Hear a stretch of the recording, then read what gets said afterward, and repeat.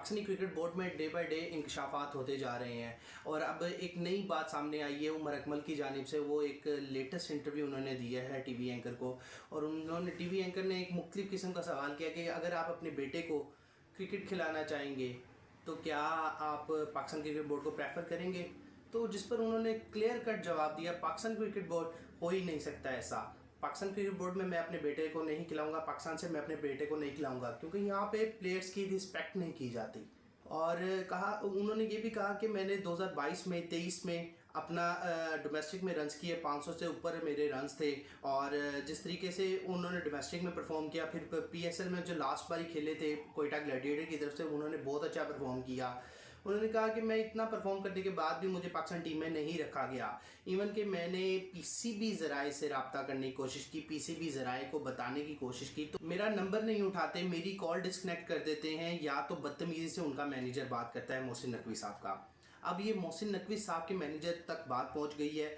अब अगर Pakistani cricket board में वाकई प्लेयर्स की रिस्पेक्ट नहीं है, चाहे वो इस वक्त करंट प्लेयर हो या साबिक प्लेयर हो। अभी रिसेंटली मैं एक व्लॉग भी देख रहा था, हमारे सहाफ़ी हैं सनाउल्लाह साहब, उन्होंने ये भी वहाँ पर ये भी बात हो रही थी कि उन्होंने ये कहा कि एक रिसेंट करंट प्लेयर ने अभी रिसेंटली अज़हर अली को, जो सिलेक्टर्स हैं, उनको फ़ोन किया और उन्होंने उनका जवाब देना पसंद नहीं किया।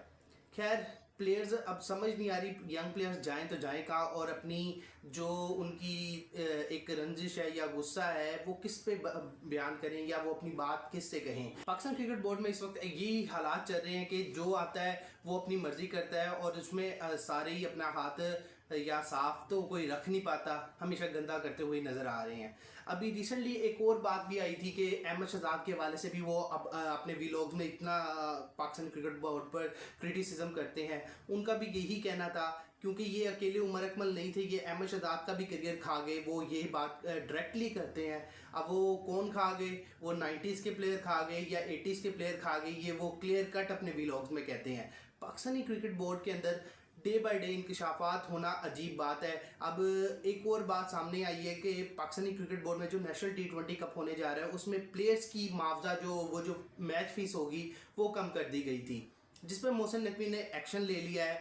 और एक्शन लेते हुए ये कहा है कि जो प्लेयर्स को पहले जो पिछले साल 40,000 रुपया पर मैच दिया जा रहा था, वो आज इस बार 10,000 किया गया था, लेकिन कहा जा रहा है कि हो सकता है कि दोबारा से इसका मुआवजा 40,000 कर दिया जाए, क्योंकि प्लेयर्स के यहीं से पैसा कमाते हैं और कहीं उनके पास आमदनी नहीं है, कहीं और ज़राए नहीं। अगर ऐसा ही होने लग जाएगा कि प्लेयर्स के पैसे खाने लग जाएंगे, प्लेयर्स को ख़त्म कर दिया जाएगा, तो प्लेयर जाएंगे तो जाएगा।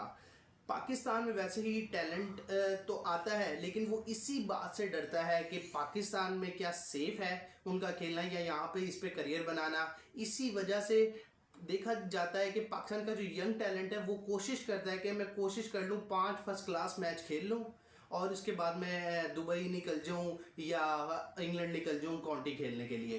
तो ये चीज़ें काफ़ी देखी जा रही हैं, लेकिन पाकिस्तान क्रिकेट बोर्ड समझ नहीं आ रही कर क्या रहा है, कोई एक प्रॉपर फ्यूचर प्लान नहीं बना पा रहा।